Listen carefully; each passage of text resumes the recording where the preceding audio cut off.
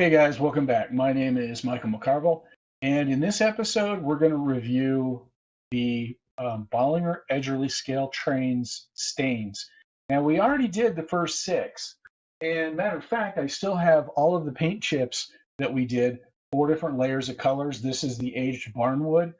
We're going to do this again, but we're going to do this with the new stains that they just came out with. There's six new ones, and the new colors are Glacier Bay, Ivy Green, Black, Oak, Shadow Gray, and Barn Red. So there's a lot more color variety than just kind of variations on wood tones. So again, these are alcohol-based stains.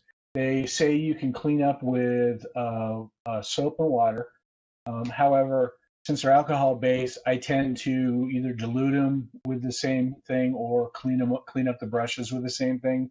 But it says in the bottle, in addition to some warning stuff on here, just normal type of things because it is alcohol-based. So you do want to practice some safety. Don't get it on your hands. Keep away from an open flame, that type of thing. But it says soap and water. So I actually haven't tried soap and water. I actually use alcohol because it's alcohol-based. So we're going to do the same thing that we did before. So we have wood chips that I've already cut, and we're going to do multiple layers of stain on these. That way, when I'm modeling and I look over and I say, okay, I need to pick a stain for this, something that would look good, I can just pick up a bottle and look at not only the color, the general color that I may want to use, but 1, 2, 3, 4 different layers of this stain. So we're going to do that again, but we're going to take a look at these new colors. So once again, the new colors are Glacier Bay, Ivy Green. Glacier Bay is a real blue. The Ivy Green is very green. Black, self-explanatory. Oak, another wood tone. Shadow Gray, kind of self-explanatory. And of course, the last one, Barn Red, which I think is my wife's favorite. Not only does she like barns, but she likes red. So that'll probably get used here pretty quickly.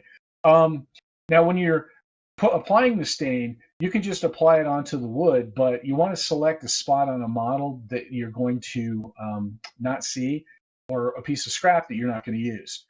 Also, if you want to add, depending on the scale, because if you're modeling in G scale, you definitely want to add some texture. If you're modeling in N, you may not want to put a ton of wood grain on because it'd be kind of hard to see.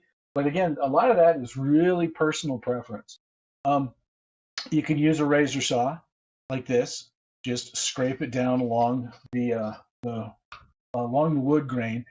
Go in the same direction. If, for example, you have a piece of basswood and it has boards that are running this way, you want to scrape in that same direction. Don't go across the grain. Don't go across the lines of the wood. You can also use metal brushes. I actually use this one a lot. And then there's smaller ones too. You'll see these in art stores. Sometimes you see them in tool sections in hobby shops. If they've got a really robust tool section, you can find these. I like to use this one a lot because I get some decent grain out of it. And this one seems kind of wimpy. Doesn't seem to get as much. So again, a lot of that's personal preference. So now, these are six new stains. We have the original stains. You have the ability to layer them, but you also have the ability to kind of mix these and match something maybe that you're going after in a photograph or in an existing model that you want to expand on. You're going to put replace something is damaged. Maybe putting a new wing on a building and you want it to look like it's not a new wing. So don't forget you can kind of mix some of the colors and stuff. Obviously, if you match, say, black and gray, you're just probably going to get black.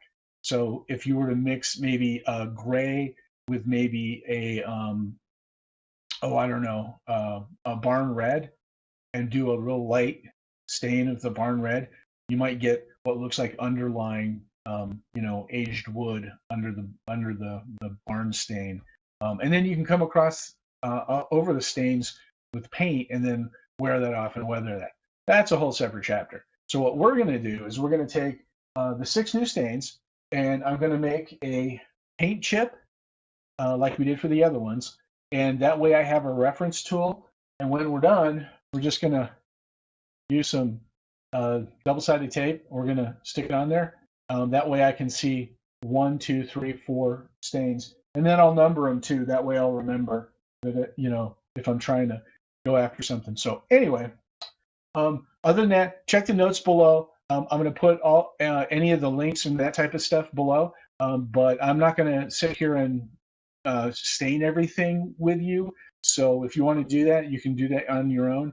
But I do want to jump into exactly what each of the new stains look like and give you an idea. If that's something that you're looking for, then like say, for example, the barn red, you've got a barn and you don't know if you want to paint it, you don't know if you want to stain the wood. What exactly is it going to look like? Maybe this can help you select the appropriate color.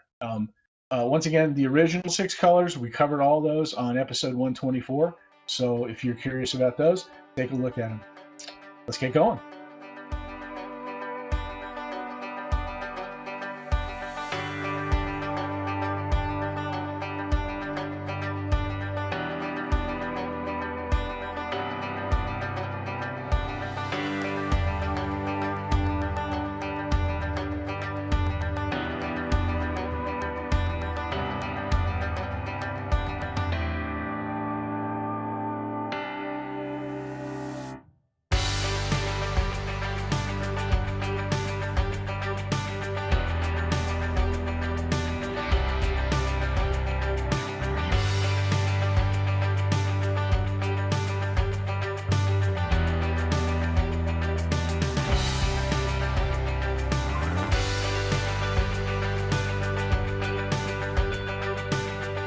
Okay, guys, that's going to do it for this episode. Once again, really quick, we just kind of reviewed some of the new colors from Best Trains, Bollinger Edgerly Scale Trains.